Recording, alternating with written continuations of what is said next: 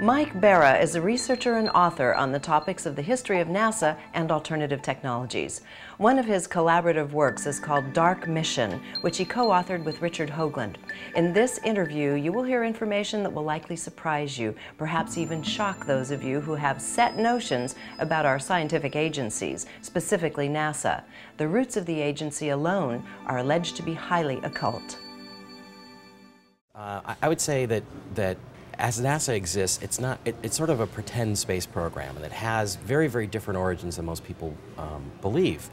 It turns out, as we were researching the book, that pretty much everybody who was important at NASA, including many of the astronauts who walked on the moon, and the director, James Webb, the original director of the agency, various high, powerful officials, were all members of one of three different secret societies. And we broke those down into what we call the Freemasons, or the Masons, the Nazis, which was the German rocket scientist faction that was brought over, paperclip scientists after World War II, and what we call the Magicians, who were essentially a group of people who followed the teachings of Aleister Crowley and created the Jet Propulsion Laboratory out in Pasadena, California, which is technically it's a private laboratory, but really they just only worked for NASA, and they created and managed all of the unmanned space programs that went to the moon and went to Mars during the 60s and pretty much right up to today.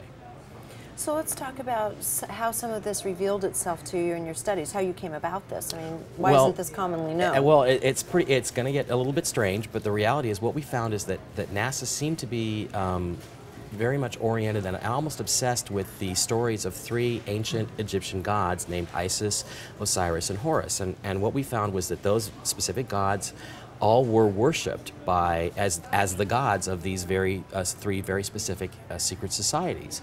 So it seemed that what they did is that they named spacecraft, for instance, after symbols that were associated with these gods. They landed spacecraft on the moon or on Mars on dates that were significant in the histories of those particular Egyptian gods, and they even did it when the stars, which represented Isis or Osiris or Horus, were in certain power positions, astrological positions, above a given landing site or above a given event. So it was the kind of thing that you don't believe it at first, but as you see the pattern repeat over and over and over again, and even to the point where we were able to predict when new images of Cydonia on Mars or the face on Mars would be taken or released by JPL according to this astrological pattern, and it fit, it all worked, you begin to realize that it's a reality, that really is what's going on behind the scenes.